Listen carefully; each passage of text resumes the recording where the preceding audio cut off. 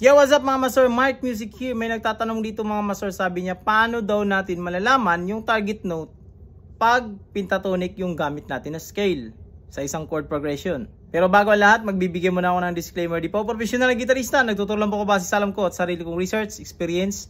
Nasa sa inyo na to kung susundin nyo o hindi yung mga tinuturo ko. Let's go!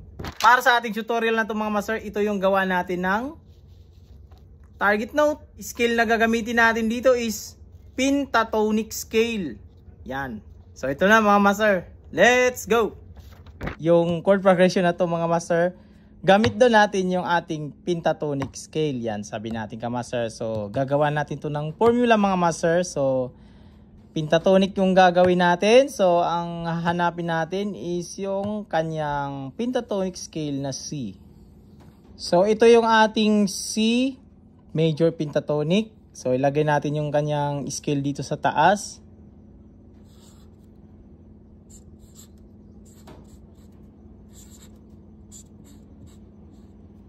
Yan, kasi 5 lang yan siya mga master.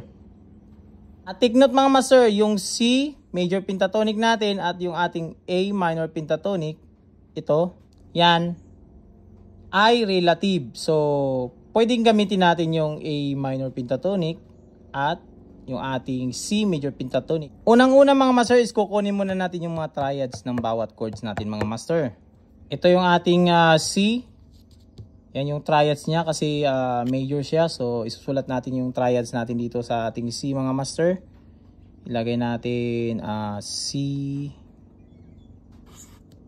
E, G. At yan din yung ating G mga master. Meron siyang G, B, D. At ito naman yung sa ating A minor kasi minor siya. So minor triads ang ating gagawin mga master sa ating MM rulers. So yan yan. At yung panghuli natin yung ating F. Yan. So meron siyang F, A, C. So ito na mga master. Ito yung kailangan yung malaman mga master dahil pentatonic yung gagawin nating solo or lead dito sa chord progression na to mga master. Ito yung dapat yung tandaan mga master na kailangan wag nyong i-target yung wala sa nota ng ating pentatonic. Kumbaga wala dito sa kabilang sa nota. Yan. So yun lang dapat ang ita-target natin mga master para papasok yung ating mga nota na bibitawan sa chord tone. Yan, sa chord ng bawat isa. So bibilugan natin dito mga master yung hindi natin gawing target note. So ito yon. Wala tayong B sa scale. So bilugan natin yan. So hindi natin yan gagawing target note.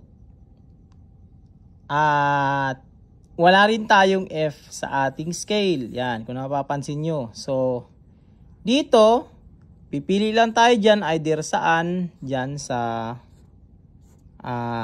nakabilang sa ating scale na pentatonic scale. So isusulat ko na ulit dito mga master yung ating mga chords sa baba. So meron tayong C, G, A minor at F.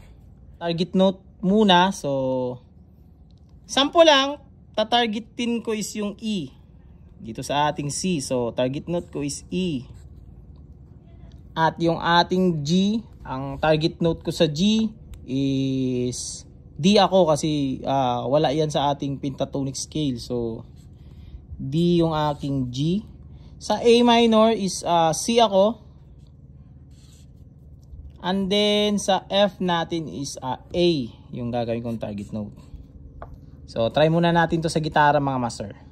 So ang gagawin ko mga master, i-record ko muna siya mga master yung ating chord progression.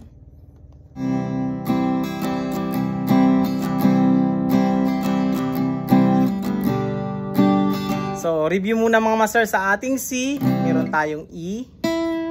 Sa ating G, meron tayong D. Sa ating A minor is meron tayong C. At sa ating F is meron tayong A. Yan.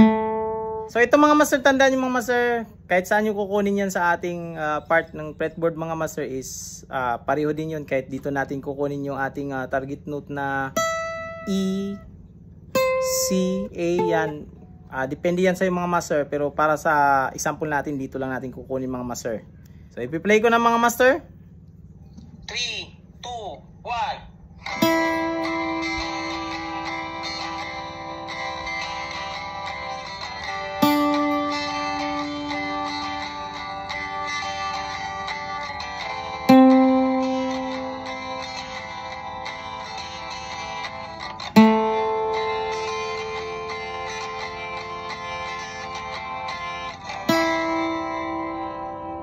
Yun, sumasakto ng mga master. Ngayon, gagawa na natin sila ng mga runs or yung mga tulay para magdugtong-dugtong na yung ating pentatonic scale.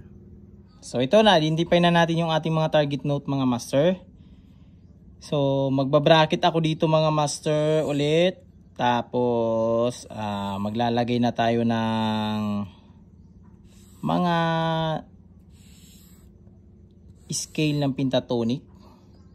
So ito mga master, depende sa inyo kung ilang nota sa pentatonic ang gagawin nyo. Pwede nyo gawin lahat ng 5. Pero para hindi kayo mahirapan mga master at para madali nyo maunawaan mga master, kukuha lang ako ng tig 3. Bago sa target note is meron akong C, D,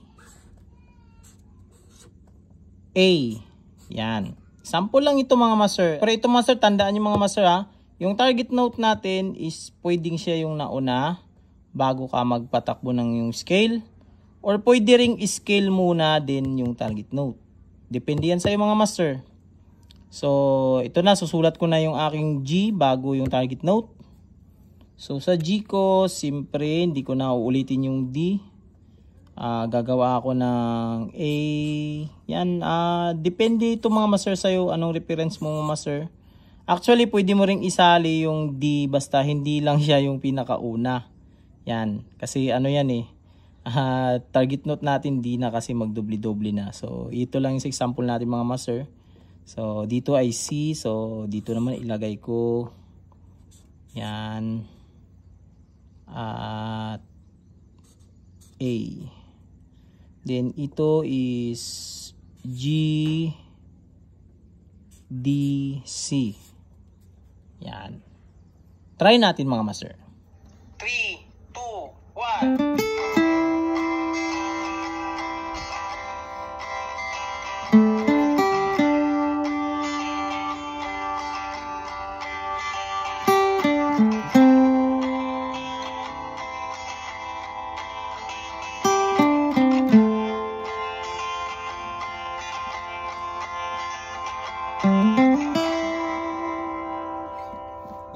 Yan siya mga master. Yan lang yung mga target note natin at meron tayong 3. Pero pansin nyo mga master, dito lang ako sa shape na to mga master. Ito. Yan. Kasi dito yung ating A minor pentatonic. Yan. At siya rin yung ating C major pentatonic. Yan. Nagkaiba lang yan dahil sa ating root. Pag index finger dito, nag-start tayo sa A. So, tatawagin natin siya A minor pentatonic. Pero pag yung root natin dito sa ating pinky or yung C na note, yan din tayo mag-stop. Yan yung ating C major pentatonic. So, gagawa natin ng freestyle mga master. Gagamitin na natin yung ating pentatonic shape. Ito yung shape na to.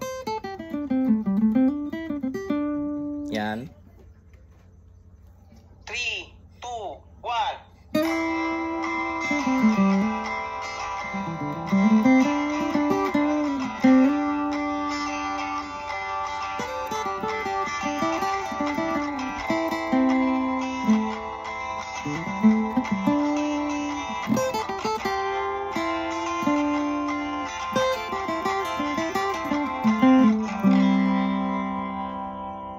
Yan.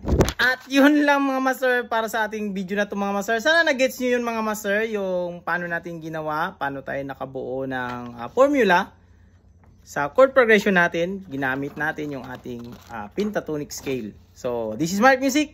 God bless you all. Peace out.